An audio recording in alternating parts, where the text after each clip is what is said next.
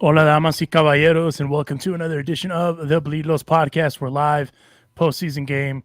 Real quick before we dive into it, we got to pay some bills. This episode is presented by our partners at Bet Online. Football is back, and Bet Online remains your number one source for all of your football betting needs this season. You'll find the latest odds, matchup info, player news, and game trends. And as your continued source for all of your sports wagering info, Bet Online features live betting, free contests, live scores, and giveaways all season long. Always the fastest and easiest way to bet on all of your favorite sports and events like MLB, MMA, tennis, boxing, and even golf. Head over to betonline.ag to join and receive your 100% welcome bonus with your first deposit. Make sure to use your promo code BLEAV, which is BLEAV, to receive your rewards. Bet online where the game starts. I didn't bet on this game, but if you did bet on it and for the Dodgers to win, it's a tough scene tonight. Dodgers fall to the Padres 5-3 at the Ravine, and the series is now even 1-1, heading down to San Diego on Friday, where Blake Snell and Dave Roberts just announced that Tony Gonsolin will be the Game 3 starter. But looking at tonight's game, Juanito, it was a tough one. Yeah, I mean, it was a playoff game. Yeah, This is vintage Dodgers. They left 10 runners on base, 10 LOB. I mean, I don't know how many times I was listening to Charlie Steiner on the radio broadcast, and it all went back to the sixth inning. I mean, you had back-to-back innings, and look, that's what happens in the playoffs. I mean, right now, that Padres bullpen, they're handing it to the Dodgers. I they mean, are. that Padres bullpen is, if the Dodgers don't score off of the Padres starters so far in this series, I'd worry. Like I talked to you guys about this before. If the Padres had stole Game 1, then I'd be really worried because of the way they've set up their pitching for the rest of the series. Yep. But this was just a playoff game, man. This is what I mean. You're gonna have situations where you're facing good pitching, and you're not. I mean, what Suarez did, you got to tip your hat to that dude. I mean, that guy went 2 innings and got out of 2 back-to-back jams, and it's just one of those things that with the Dodgers. I mean, what are you going to do? I mean, LOB is just the story. I mean, you can have that conversation with the Dodgers after every game. It's LOB, LOB. Well, and if you're joining us, we'd love to hear your thoughts on what you guys saw tonight, pain, despair, whatever. You know, we can all chop it up. By the way, the Dodgers have gone 4 for 32 with 0 runs and 9 1/3 innings against the San Diego bullpen.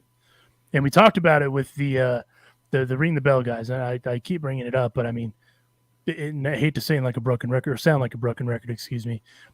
We knew this bullpen was going to be good, right? But we also thought that the Dodgers offense would go tit for tat with it, and so far they just haven't. And that's been that. But again, it's a short series, so every game kind of matters. But the offense is it's just kind of gone dormant after that bullpen starts, which is wild because Garrett Clevenger lasted 2 1/3, if I'm not mistaken. Mike. So what? Or I'm sorry, Mike. Mike. Sunshine. Good Sunshine. name. I'm just gonna call him Sunshine. So it's. I mean, they go down there to another electric venue Friday, and hopefully they can kind of get those bats going. But we talked about it last night too. The bats just got to stay consistent, and obviously, like you said, it was a playoff game. It was a close one, playoff game, tit for tat. I mean, Freddie Freeman missed the home run by how much? Just by that much.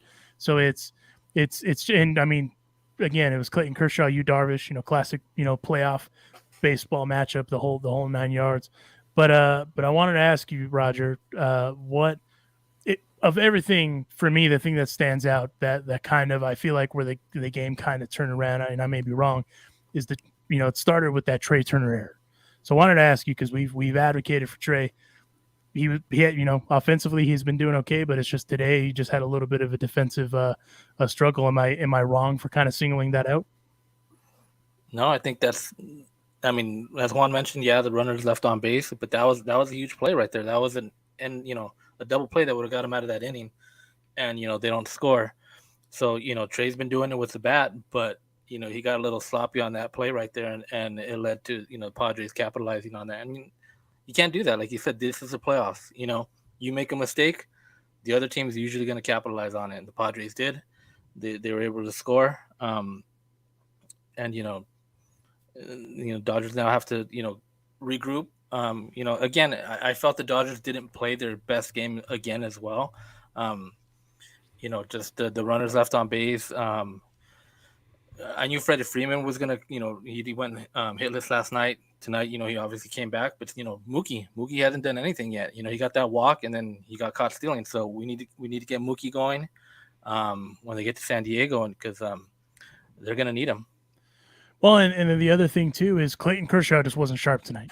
It's he normally I would say this is kind of like his B- / like C type stuff if you were to give it a grade, and he just wasn't sharp. He gave up those singles to Soto and to Kim and all those guys early on, and that's kind of what got us to where we're at now. Looking back where the Padres were able to capitalize on the lack of sharpness. But I mean, it's playoff baseball too, right? So the other side, as Juan would say, both sides drive $100,000 cars too, right? As D Will told us, and just one side just wasn't able to rev them up the way they were. And now it looks like, looking ahead to tomorrow, Friday, Cody Bellinger won't be in that lineup either, and he's been struggling. Offensively, he's been struggling. He made a hell of a catch. Defensively, we know where the glove is, and that's we pointed that out that he would make the roster, he'd be in the lineup, all that jazz, because of his glove, and he made a hell of a play. But man, he's been struggling offensively, and that's been tough to see. This is what I'm already hearing it. I got the text messages and I've seen it on Twitter, the narrative that this is Bellinger. This is all on Bellinger, right? And I just want to point this out. In the last two games, and check me on this, babyface, is Trayce Thompson not hitless in these two games? He hasn't come up yet. Okay. And I believe that Cody Bellinger is a better defensive option than Trayce Thompson. 1,000%. Like, I don't think Trayce Thompson should have caught that home run ball yesterday. I mean, I know there was an argument if Gallo would have been out there because he was taller, he might have been able to rob it. Look, if someone takes a better route, if it's Ken Griffey Jr., then maybe I'll take your word for it and say, yeah, Griffey might have been able to rob it. But I just find it really interesting that Bellinger is now the whipping boy, the scapegoat. Because look, the scapegoat. You know who left the most runners on base today in scoring position? Everyone is going to sit there and be like, "Oh, it was Bellinger. It was Bellinger." Will Smith left 3 runners on base. Okay, today. And Will Smith is clutch. Everyone agrees that Will Smith is a playoff performer. This is what happens in baseball. But the fact that Bellinger is now the reason why the Dodgers lost a game in this series, and look, I mean, it's one of those things that I find postseason. I get it that everyone is frustrated. I really do. But this is the playoffs. I get it that, we beat the Padres as many times as we beat them, but look, playoffs. It's a new season. Yeah, it's a new season, and they showed me a lot. I know I wasn't on the show last night with you guys, but they showed me a lot in yesterday's game. Julio made a mistake to Kim yesterday. He laid it right over the plate, right? But other than that, it was just that home run that Myers hit. I think he just reached out for it, and you got to tip your hat for Myers. I don't think that was a bad pitch by Julio, right? No. So these gutty little show pods are coming out there, and they just punch the Dodgers back in the face right now. And now it's very interesting because now what the bigger concern to me, aside from the hitting, because I think that's expected in the playoffs, you're going to have 3-2, 2-1 ball games, is the decisions that the Dodgers are going to be making. And you had already mentioned it, Alonso, so I get it. Bellinger's out of the lineup because Blake Snell is pitching, but Trayce Thompson doesn't hit lefties very well. He's got reverse splits. So everybody. I mean, how healthy is Chris Taylor? So and then Dave I'm said sure yesterday he's healthy. That he's ready to go. right. So I don't know. I really, this is where it's going to get really, really interesting because you know what's going to happen. The Dodgers are going to be held scoreless for the first 3 or 4 innings against Blake Snell. Yeah. And it's, if they get Blake Snell's pitch count, so the question is now, whoever's pitching for the Dodgers, can they, and until they do it, I think you got to say that the Padres bullpen has the Dodgers number. Well, so they better score off of Blake Snell. Well, you Darvish threw 99 pitches today. So it's not like they pulled him early or anything. I mean, granted, it was in the 6th, but it's still 99 pitches. I'm going to read you something that friend of the Carnazada, Fabian Ardaya, just tweeted out because he's at the press conference. Clearly, we are not because we're here.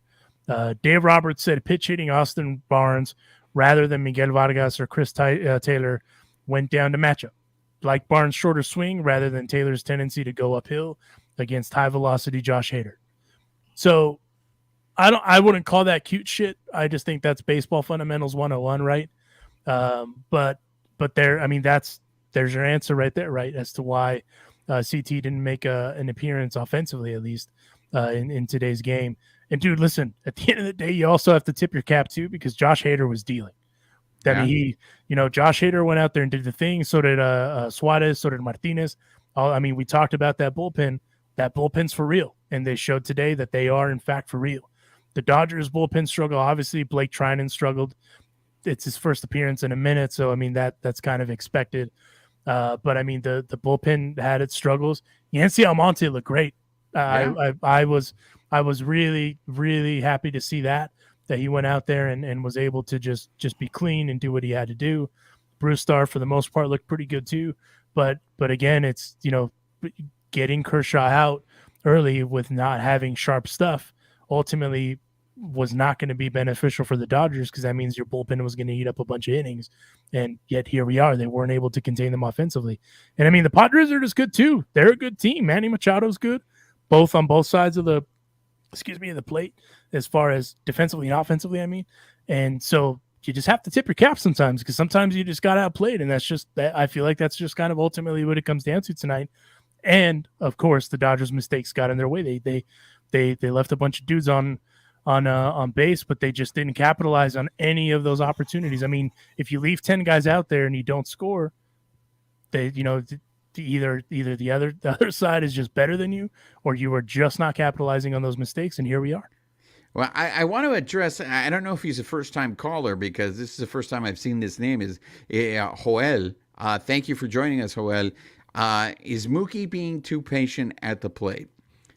Look, I think what I've seen, and you guys tell me if you disagree, Mookie has been streaky this season. There's been periods where he's just been on a tear, and then there's been other times where, I mean, yesterday, that guy, I forget who the pitcher was for the show pods, hung him like 2 sliders in a row, and Mookie just missed it. Yeah. I mean, Mookie just missed those. And I mean, look, that happens. I mean, that's what you still want Mookie on your team. You're still going to put that guy out there, but sometimes you go through stretches, and it's only going to get harder from this point on, because you're going to face better pitching. I don't think Mookie is being too patient. I think the problem is just the Dodgers did not get the big hit when they needed to. In that 6th inning, Justin Turner striking out was huge. Yep. I mean, you had 1st and 3rd and no outs. What you needed there was at least contact. Yeah. You needed to move a ground ball to the right side. You needed a fly ball, and you didn't get it. And I think you got to tip your hat to Suarez, man. Suarez made the pitches to get out of that inning. But that's the thing that comes in the playoffs. It's execution, right? We need everybody to be a bunch of Bret Harts in order to win the game. And if you're not Bret Hart, this is the difference in the game. Which Bret Hart, though? Montreal Screwjob Bret Hart, or the excellence of execution, my friend? Okay. That Bret Hart. I just had to clarify. I mean, the other thing too, though, is again, it's Will Smith had kind of a rough night. He had that pass ball. and that was kind of uncharacteristic of him. And I just feel I don't know if he just wasn't comfortable. I don't know, but it just wasn't it was a very uncharacteristic night for Will Smith. I'm not trying to nitpick, but that's just kind of the general sense that I took away from his performance tonight, at least. Look, and we've talked about this, on previous shows. The Dodgers defense is a concern for me. And in particular, there's a certain player on there that is a concern to me. I think, to Friday Night Lights, he's a defensive liability and everybody knows it, right? But here's the thing. They are good enough that I think they can overcome their defensive against this team. Yeah. Sooner or later, as we get progress, if we get to the NLCS, if we get to the World Series, the margin of error starts getting smaller and smaller. So the Dodgers cannot afford to give away these games. I mean, Babyface mentioned it. That sixth inning, if they turn that double play, they get out of it.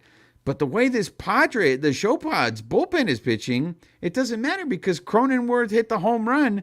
You still lose by a run, unless you can find a way to do situational hitting.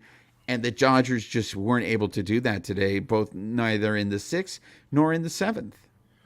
No, and again, they left a bunch of dudes on base too, and you just can't do that. You can't make that mistake of leaving dudes on base, especially when they had all those opportunities, because it comes back and bites them in the rear. I wanted to ask you one. Tony Gonsolin's going on Friday. I'm actually surprised by that, if I'm going to be completely frank with you. I actually thought that was Tyler Anderson's game, no matter what.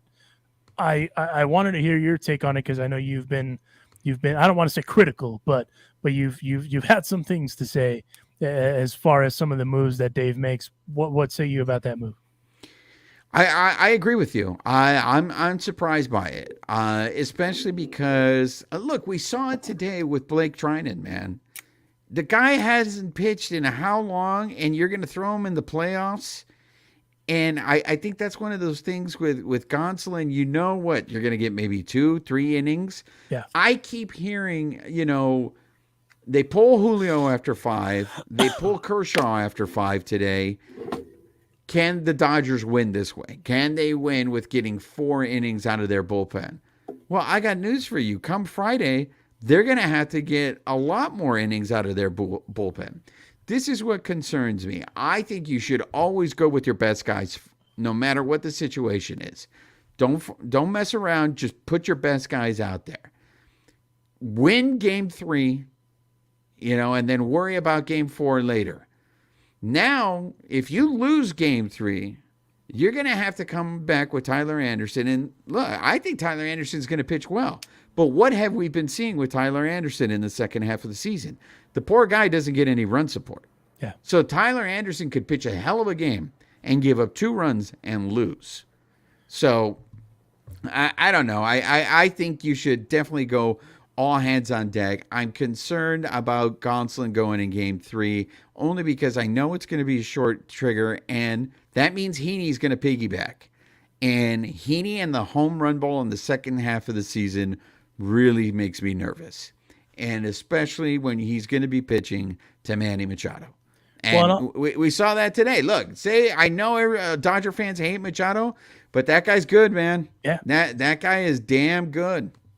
Well, there's a reason they paid him that amount of money, too. I mean, there's not just because, But I'll say this about Blake Trinan. So I think the reason that they pitched him today was for two reasons. One, the velocity was there. He was hitting 97, 96, 97, which is good to see, especially coming back from a shoulder situation. And 2, it's a day off tomorrow. So I feel like if for a guy that hasn't gone in so long, you throw him out there, you let him do the thing, more or less, you got to see what he can do anyway. And then if he's hitting kind of those check marks for them, I'm sure they're comfortable throwing him out there. And then tomorrow he has a day off where he can reset. And obviously he's going to need a reset because of what happened during the outing. But he was hitting kind of those check marks. So I feel okay with that. Just the bummer is the result overall for the game obviously didn't pan out. But when he's on, you have to remember Blake Trinan is one of the best relievers in all of baseball when he's on. And you really don't know what you have in a guy until you just let the guy go. So that decision, if I'm being completely honest with you, I think was was calculated and a well-calculated risk, even though the game didn't end with the result they wanted, because now you know what you got. And you previous to that, you knew what you had just from bullpens and simulated games, but none of that is the same as far as a postseason game. If that makes me a terrible person, then so be it. But I mean, as far as that goes, I mean, that's the best. I think the best case scenario that could have panned out there. Are you at all worried, any of you, the two of you, about the changes, kind of being announced now ahead of Friday? Go ahead, babyface. He's dying. Are you all right? You okay? Did Bret Hart get you?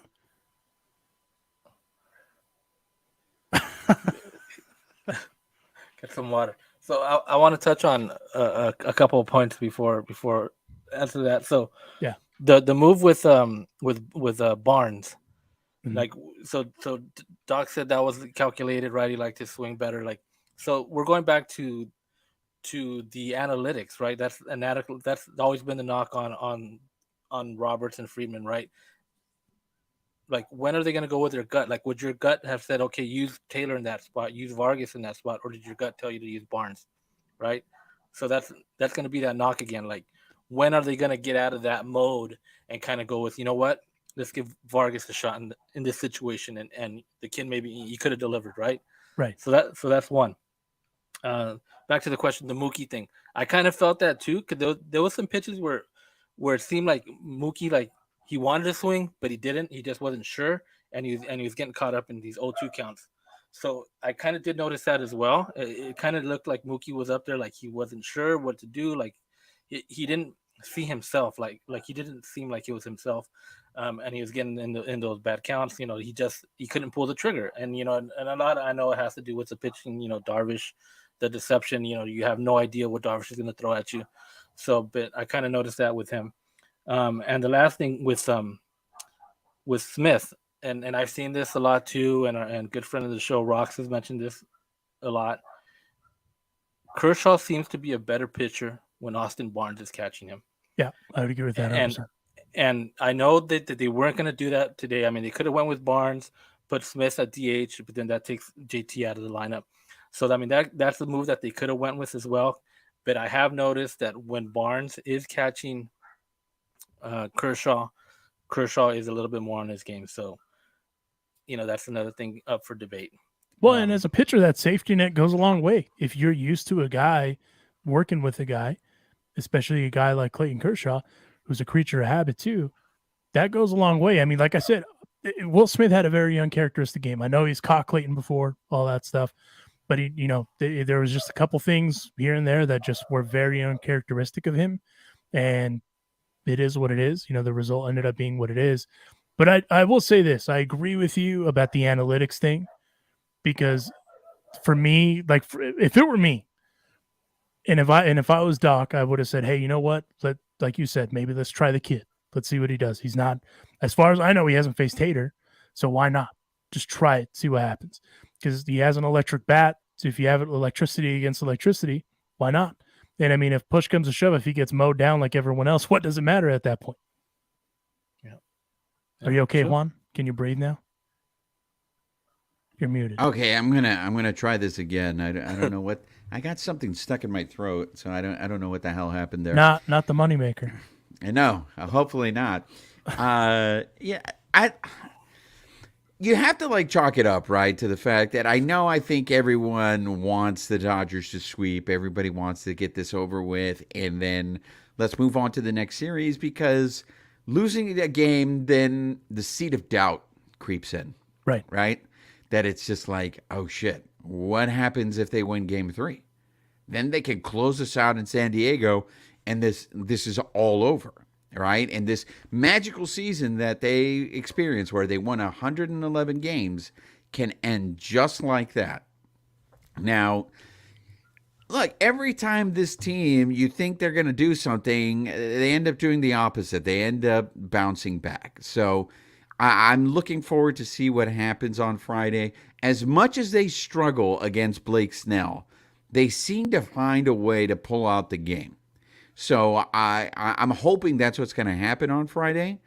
But I am concerned about Gonsolin going a short distance in the game, and then Heaney the home run ball. I mean, for me, Heaney just looks like a different pitcher in the second half of the season, and I don't know if it has to do with the injury. Maybe he's never really recovered from that injury, therefore he is pitching. But the way that the Chopin's bullpen is pitching, a one-run lead, they'll make it hold up. No, and listen, I agree with you 100% about the expectation thing. I do. I will say this: I did not expect them to go 11-0 through the postseason. Right? Like Right. it's just like the regular. It's even harder to do that in the postseason to win every single game. But I think the reason that we're psychoanalyzing, for lack of a better term, the overall outcome is the Dodgers.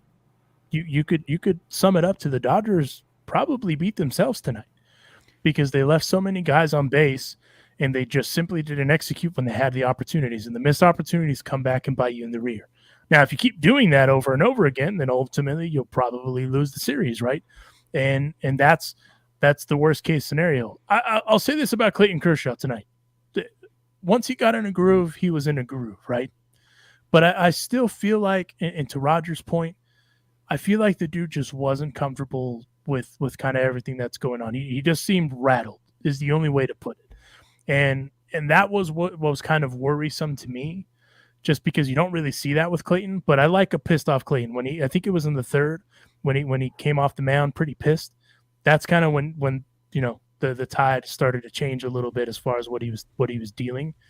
But again, this Dodgers team, I mean, they're too good to not capitalize offensively on leaving guys on base. That's just what it comes down to, right? And those mistakes are going to catch up to you, and that's just kind of where it's at now. It's those mistakes caught up to you, and hopefully, I really do hope it wasn't overly just we're going to go off of the analytics and not the gut feeling there for changing that up. But who knows? It probably wouldn't have made a difference one way or the other. Yeah, honestly, what it feels like for me with the Dodgers right now is a fantasy football team where you start the wrong guy, right? You left the guy on the bench and he gave you 23 points. Yeah. And you end up losing. I mean, you have all these options. And the rationale that they gave for pinch hitting Austin Barnes makes sense to me. Yeah. It's like, all right, you want somebody that can make contact. But then at the same time, I understand why people are frustrated, because it's not like Austin Barnes is an offensive juggernaut. Now, but he's clutch. Miggy is, you look at his numbers, he doesn't scream that he was an offensive juggernaut. I mean, I think people are still surprised that he's on the roster.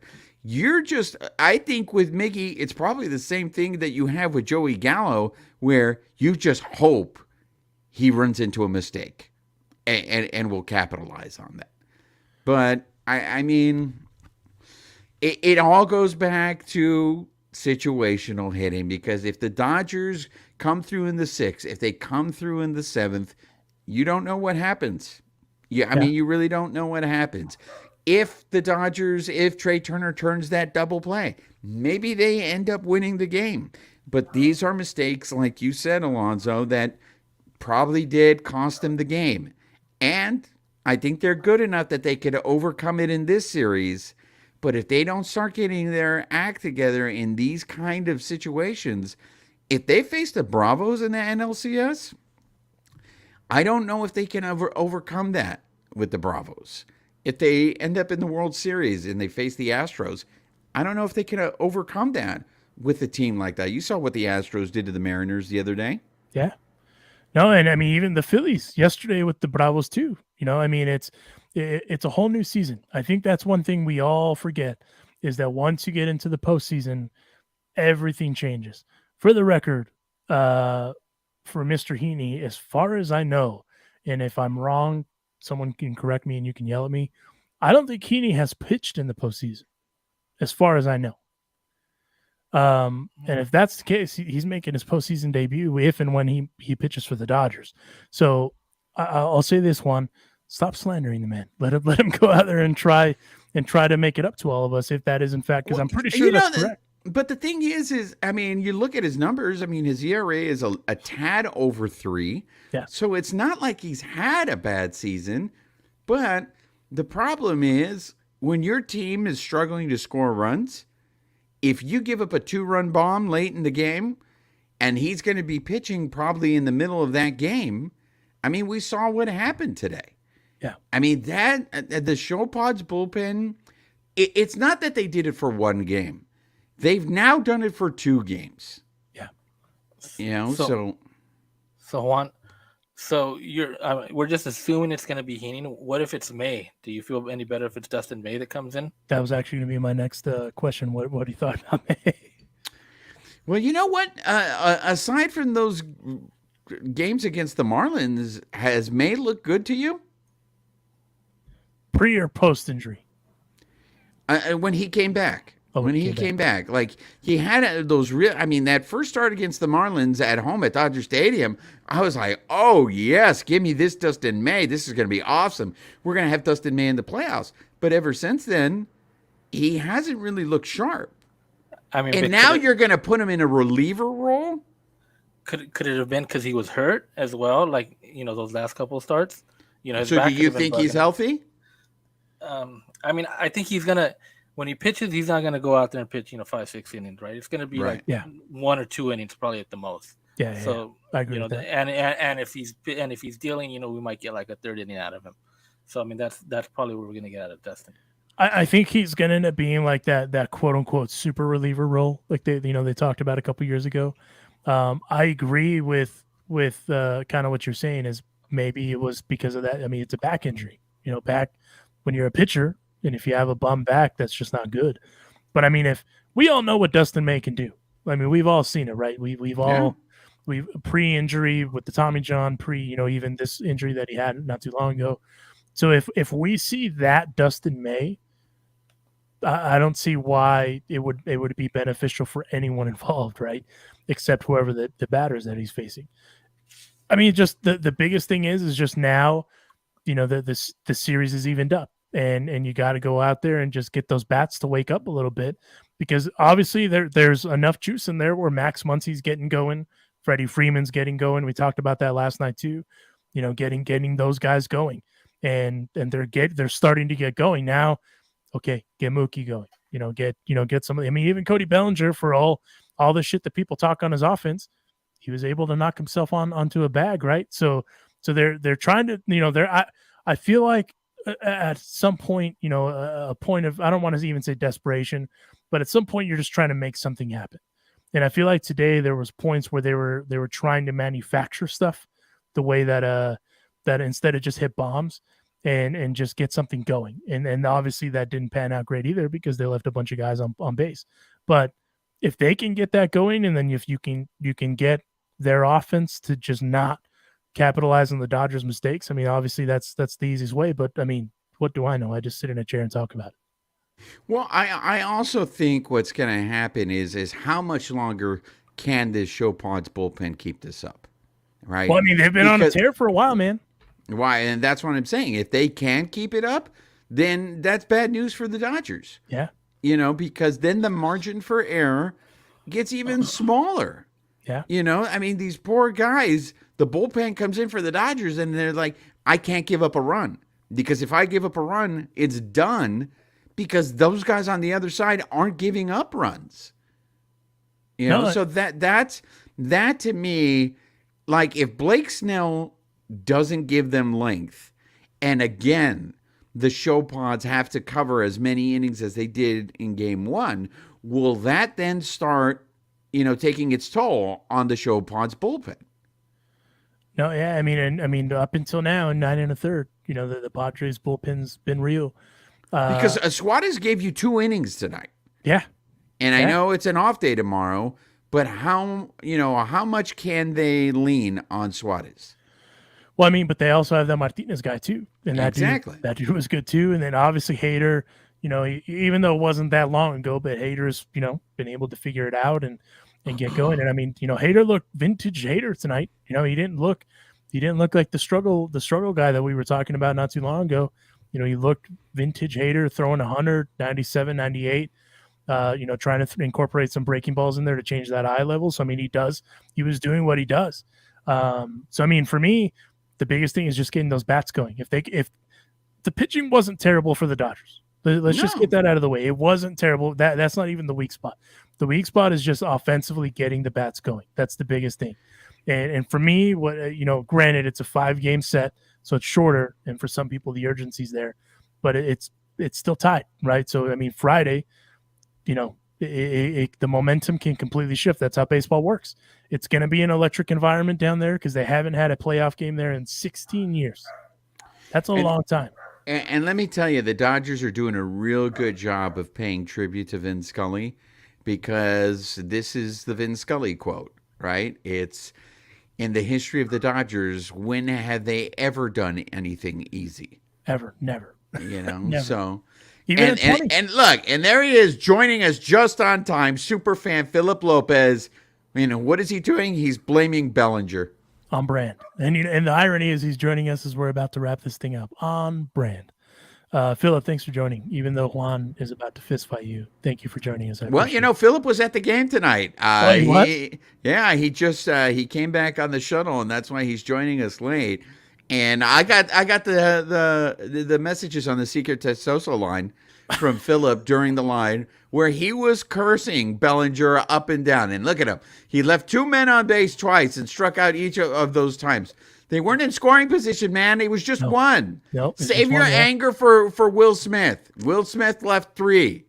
So, I mean, the problem is they had the 6th and the 7th, man. And he was reporting from Union Station. He should save his anger for the Raiders, but you really should. You really should. Nah, Devontae Adams is about to be a criminal. So, I mean, poor camera guy. Phillip is like me. He's a Raiders fan, and nothing can hurt him. Well, so, I mean, that's not what that dude that Devontae pushed said. Look, yes, Devontae shouldn't have pushed that guy, but he came out of nowhere, man. Look at the video again. He literally came out of nowhere. Now, you push him. Oh, I know. That's what I'm saying. He shouldn't have pushed him, but I don't think it was done. I think he just spooked him. When somebody jumps in your way. Right. Yeah. The only caveat is he got spooked by. You think it was premeditated? You think Devontae said, "Oh, I'm gonna freaking slam this guy"? Yeah. Look, go back and watch the video again. He literally came by just out of nowhere. Now, most people would have backed up, but he decided to, just push him down the stairs. If I got scared by a Lamborghini Urus, I also would have had whiplash the second that I was touched by that Lamborghini Urus. Yeah, look at Phillip Lopez dropping the allegedly.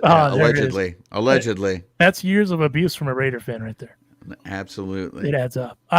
So real quick before we head into closing this thing up, where Juanito, where is your panic level right now with low, moderate, high?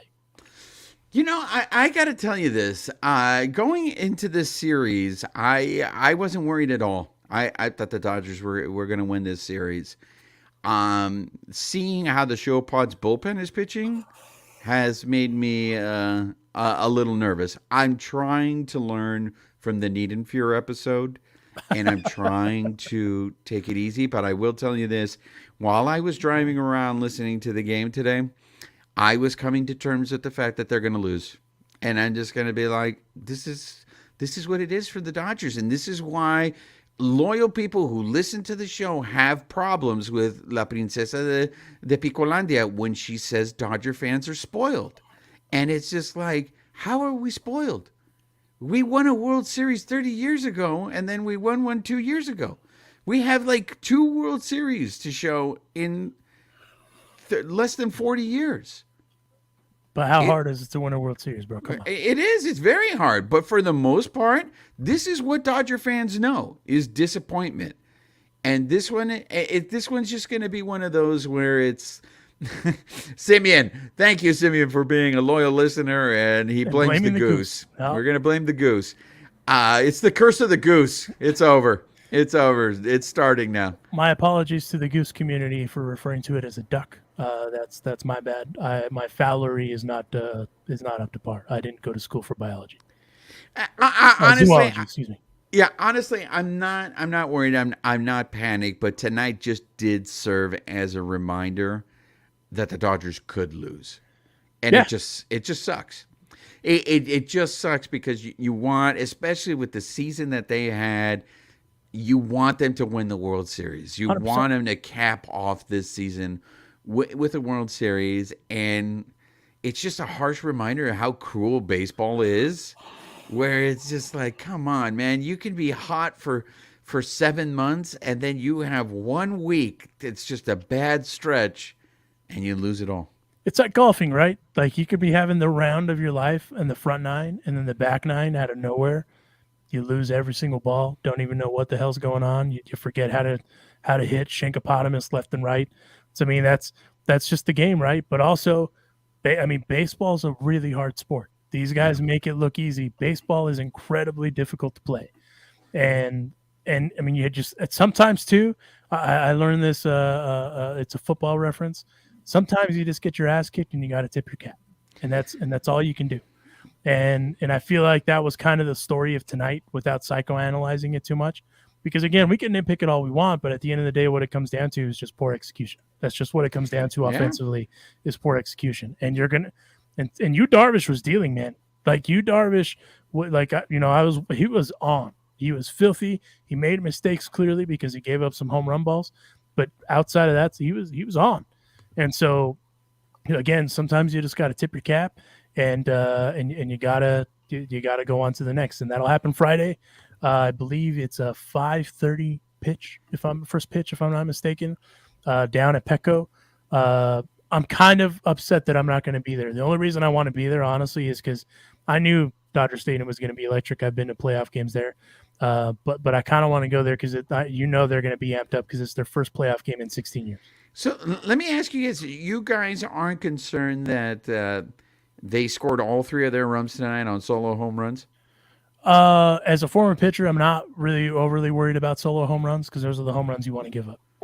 Right, but I'm talking the Dodgers scored their runs on solo home runs. Oh, I see what you mean. I'm sorry. And then the offense disappeared halfway through the game in game one. You don't think that's a trend? I don't. So far, well, okay. So I'll say this. I mean, yes and no, but a part of it is last night they didn't have as many guys on base as they did tonight. That makes sense. Yeah, I mean they got out hit last night. Yeah. Last night they got out hit. So I mean that's really the only difference for me. Now, if it happens again, if it happens again, then I'd be worried.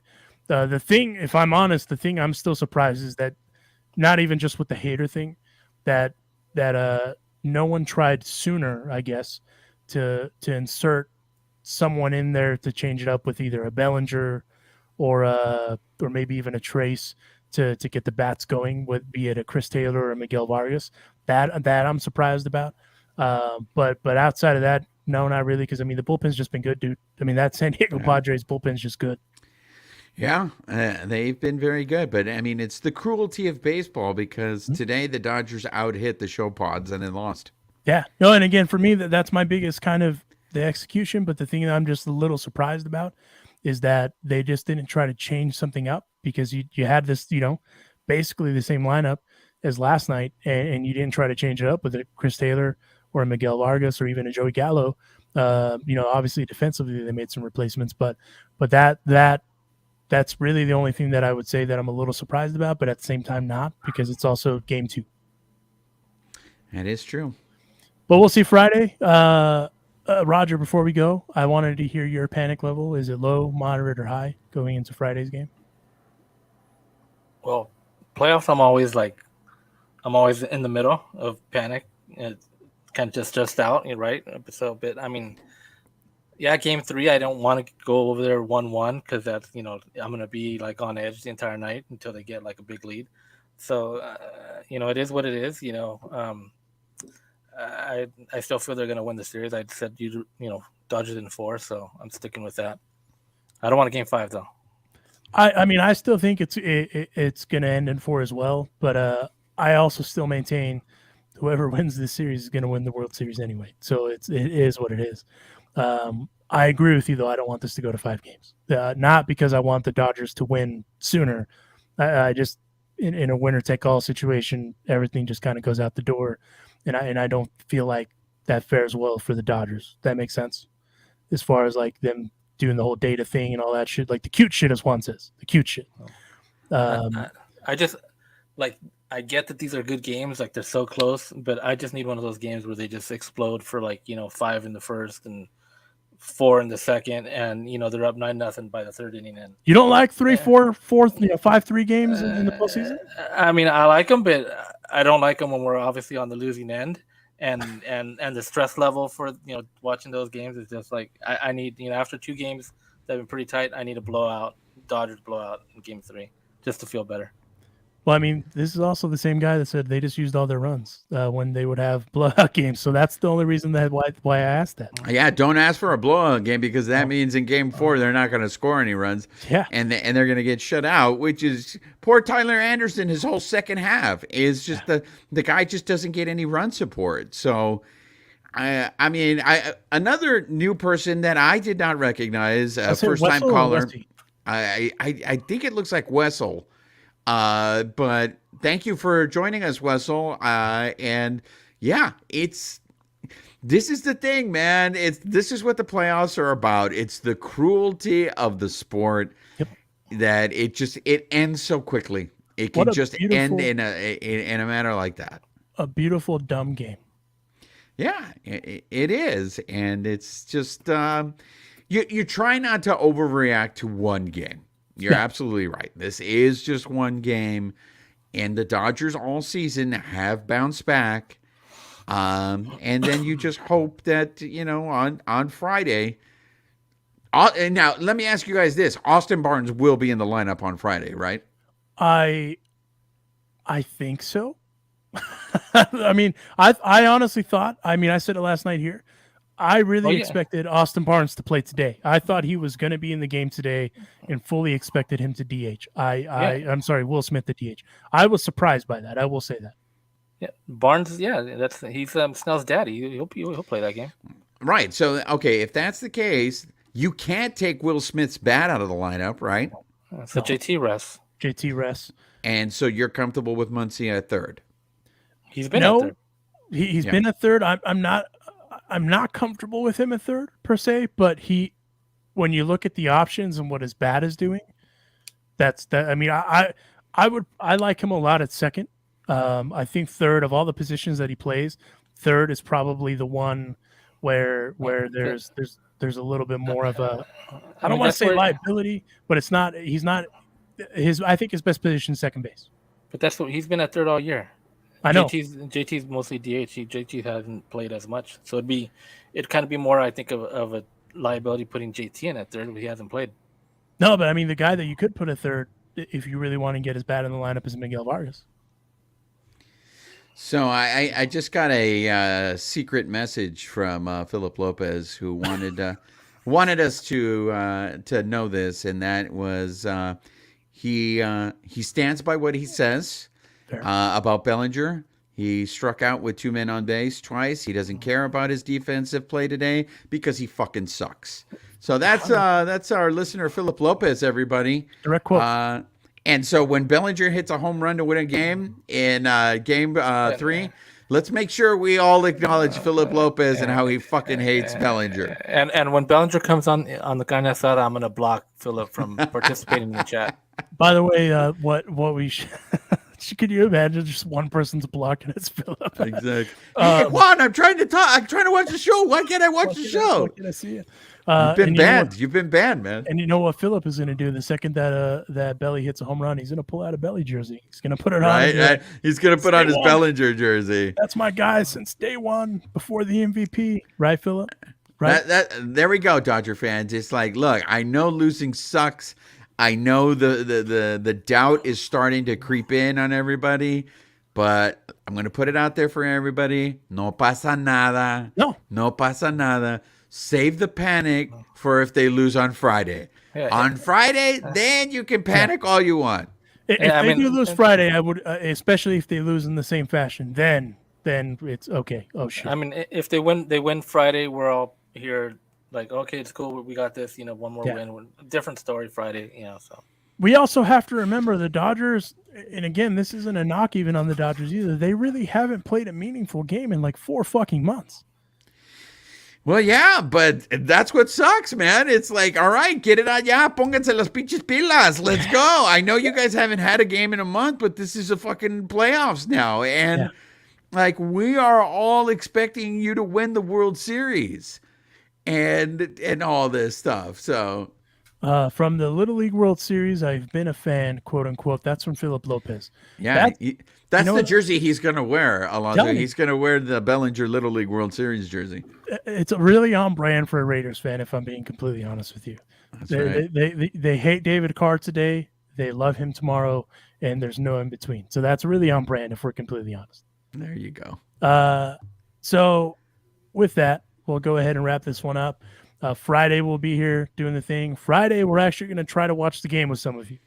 So we'll put out that information Friday, and hopefully we can get some of you guys to Phillip. I don't know if you're going to the game. I hope you're not, because that'd be a lot of jerseys to carry, and it probably won't let you into Petco. But with that said, we're going to try to watch the game live with some of you, where we can all chop it up and either be Panic Juan or Panic Roger, or moderately panicked Roger and not panicked Juan, because it's true. We have a group text, of course, and when Roger is on, Roger's on, and it's a sight to behold. So I think everyone, if you're chiming in, join us. Thank you for joining us too. If you're chiming in wherever you are, apparently like Phillip at Union Station, thank you for joining us, because you could be anywhere listening to this, and instead you're listening to us. So we really appreciate it. This episode was presented by our partners at BetOnline. If you head on over to betonline.ag and use our promo code BLEAV, BLEAV50. I'm sorry, BLEAV. If that was the promo code for so damn long, then they changed it on me, and here I am. You will receive a 100% welcome bonus with your first deposit. So make sure that you use the promo code BLEAV to receive your rewards. BetOnline, where the game starts. I'm not mad at you, BetOnline. I'm just a creature of habit, so I apologize. Thank you guys again for joining us. We will catch you on the next one, and go Dodgers.